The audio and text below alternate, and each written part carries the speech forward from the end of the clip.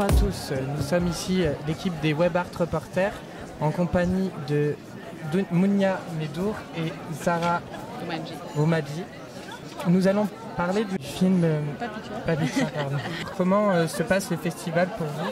Le festival se passe extrêmement bien. On sort d'ailleurs de projections. On en a fait déjà 3 depuis notre arrivée. Et c'est vrai que les salles sont quand même assez pleines. Et on reçoit pas mal de messages très bienveillants à la sortie du film. Beaucoup de femmes viennent nous voir pour nous transmettre leurs sentiments, mais aussi leurs histoires, puisqu'il y a un échange qui se crée à la suite du film. Il y a un lien qui est créé. Donc on est très très très heureux et heureuse d'être là pour pouvoir communiquer autour du film et discuter avec le public. Quels ont été les retours du public et notamment aussi, pas que en France, mais aussi par exemple en Algérie? Oui.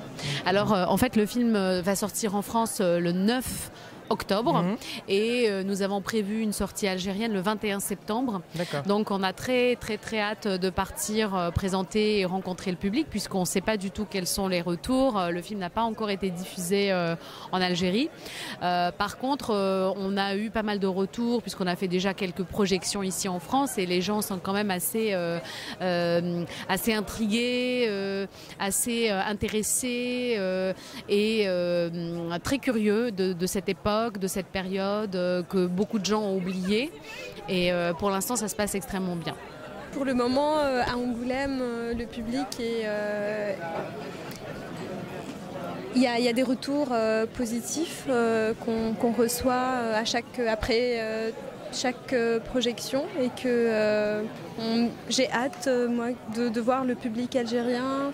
Je voulais vous demander par rapport justement au film, donc le titre Papicha, à l'époque, est-ce que ça a perdu sa signification aujourd'hui? Qu'est-ce que ça signifie encore être une Papicha en Algérie à l'heure actuelle? Est-ce que vous le prenez comme une insulte, ou est-ce que vous vous considériez comme tel, vous en tant qu'actrice ou en tant que réalisatrice? Oui. Alors en effet le terme Papicha, donc le titre du film, est un terme algérois utilisé essentiellement dans les années 90, qui était plutôt une jeune femme émancipée, assez persévérante, jolie, coquette, une sorte de Lolita, un peu moins péjoratif que Lolita, mais ça avait cette signification. Aujourd'hui, donc 20 ans plus tard, c'est vrai que c'est un terme qui est peu utilisé, qui peut être un peu has-been, et qui correspond à une ancienne génération. Donc il est très peu utilisé, mais les gens le connaissent, je crois encore. Les attentats, leur fréquence, les cibles choisies, souvent c'était dans des écoles, pour les étudiants, etc. Est-ce que c'était vrai? Est-ce que vous l'avez vécu? Comment ça s'est Oui, passé? tout à fait. En fait, le film est inspiré de faits réels. Il y a une grande part de vécu dans le film. Et il y a bien évidemment tout le contexte politique, c'est-à-dire que dans les années 90, moi j'avais 18 ans, en 96-97 j'avais 18 ans. Du coup voilà, je vivais ces événements.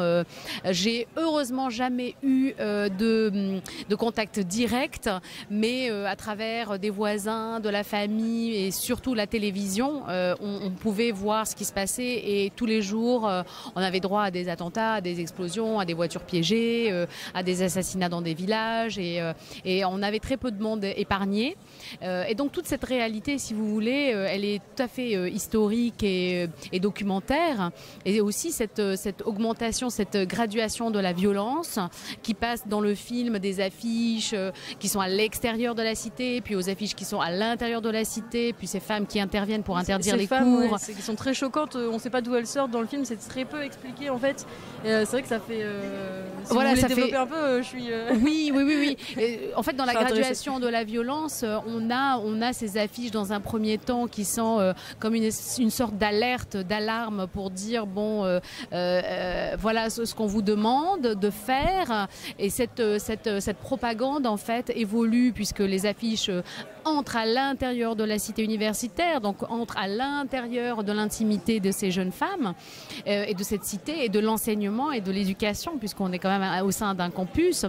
Et on a une autre violence qui s'installe, qui est beaucoup plus immersive, avec ces femmes qui arrivent dans le campus pour interdire, puisque ça c'est un fait réel, beaucoup de cours en langue étrangère, notamment française, ou même des cours d'anglais, étaient interrompus car ils véhiculaient d'autres messages qui d'ailleurs ne correspondait pas du tout à ce que voulaient les radicaux à ce moment-là.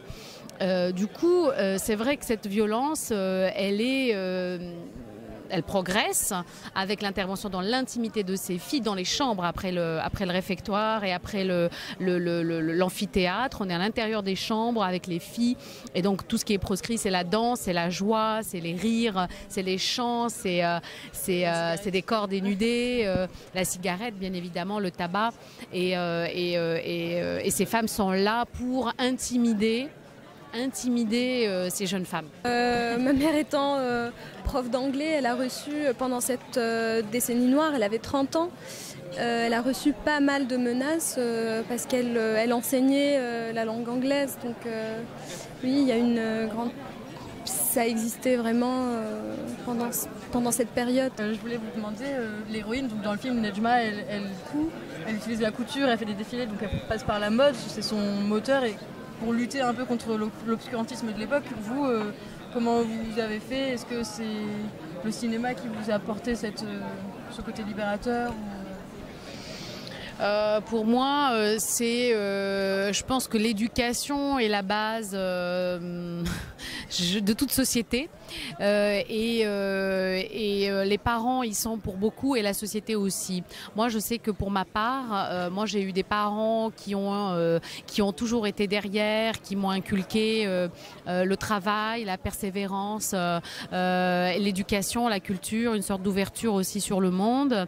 Et je pense que c'est ce qui sauve de façon générale les sociétés et les individus qui vivent dans des contextes politico-économiques difficiles.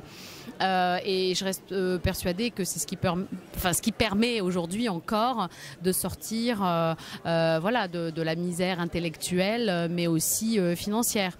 Donc pour ma part, oui, j'ai eu un papa intellectuel qui m'a vraiment poussée à lire, à travailler et après je pense qu'il y a des questionnements à un moment donné, on se cherche, on veut savoir ce qu'on veut faire dans la vie et moi c'était le journalisme puis le documentaire et après le documentaire le court-métrage, la fiction et à partir de là, c'est une évolution, c'est une évolution personnelle mais aussi professionnelle.